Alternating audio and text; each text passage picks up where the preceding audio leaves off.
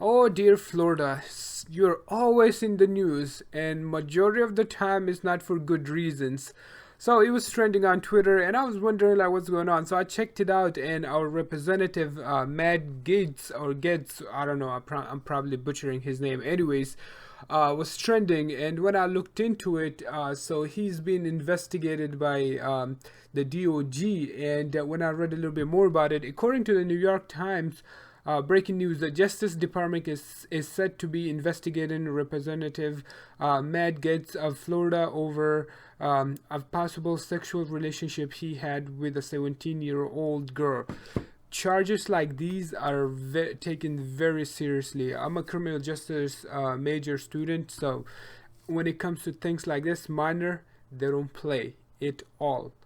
Anyhow, to that, which Representative Matt responded on Twitter, and I quote, he said, "Over the past several weeks, my family and I have been victims of organized criminal extortion involving a former DOG official seeking 25 million while threatening to smear my name. We have been cooperating with federal authorities in this matter."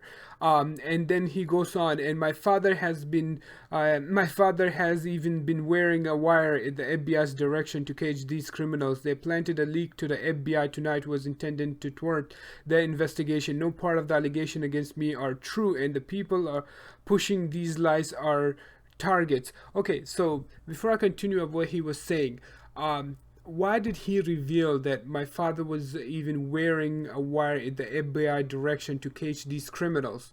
If you reveal these, whoever was gonna go after you, now they know, and they're not gonna say anything. So I think you just played yourself. Anyways, then he continues and says, "Of the ongoing extortion investigation, I demand the DOG immediately release the tapes made at their direction, which implicate their former colleague in crime against me based on false allegations."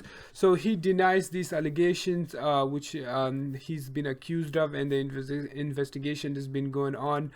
So from what I read here and there is that said that this investigation actually started back when Trump was a president, and he is a huge Trump supporter. If you actually go to his Twitter account, his background is actually him taking selfie with Donald Trump.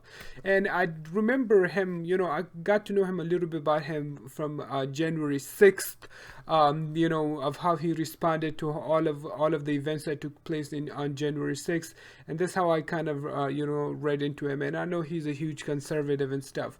So allegations like these are very serious. And he also did, I'm gonna leave the link in the description, an interview tonight with Tucker Carlson. You guys can go and check it out yourself. I just saw bits clips of it, and he said that that there are people saying that there might be pictures of him with underage girl, but he's like, there's no picture of me with underage prostitutes. I feel like a better word for that is human trafficking. Children's minors, they usually get taken advantage of and put in these type of situation. Anyways, I'm not gonna say anything regarding this because this is still an investigation that's taking place. I'm just telling you what's going on from both sides, what the New York Times said and what he said about him. He denied all the allegations, so I just want to see how he's gonna go forward from now on. Anyways, guys, that aside, Eunice Yoon tweeted, "China lawmakers vote 167 to 0 to endorse proposal set to slash numbers of directly elected seats of Hong Kong legislators, create Beijing-controlled vetting body for those who can stand for elections." This is sad. First, what the Chinese are doing to the Uyghur Muslims, and what they're doing to the Beijing. Control like this can only last for so long until people are really fed up, and they even, but with the amount of control and military and all the power that they have, like anytime somebody speaks against them, they can make them disappear like this.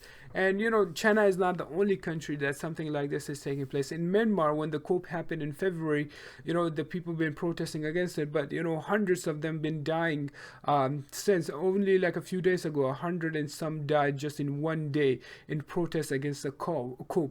There's only so much when regular citizens, they don't have the means to fight against their government, or even if they do protest, but when the government is that powerful, it's hard and oppressive, it's hard to stand up against them. Unless the whole world comes together and does something about it, I don't see how things gonna change in China or Myanmar or anywhere else in the world. Anyways, guys, these are some of the things taking place around the world. Don't forget to subscribe and tune in tomorrow for more. Till then, take care of yourselves.